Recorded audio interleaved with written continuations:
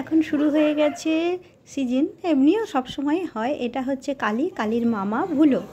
যখনই ছোটু বেড়াবে ঝামেলা শুরু, একদম এত মারামারি। তোমরা তো দেখোই, আমি বলি মাঝে মধ্যে, কিন্তু কিছু করার নেই।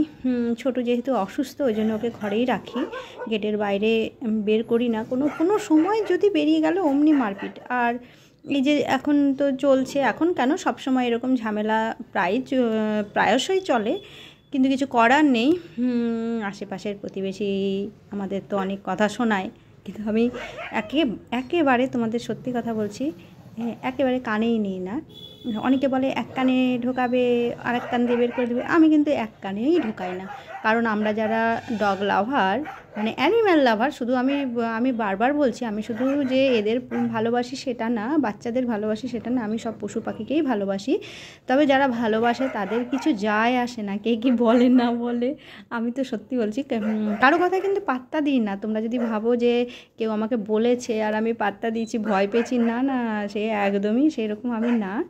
কারণ আমাকে কেউ কিছু বলে, কিন্তু আমি পাত্তাই দিই না। তোমরা এরকম কে করো?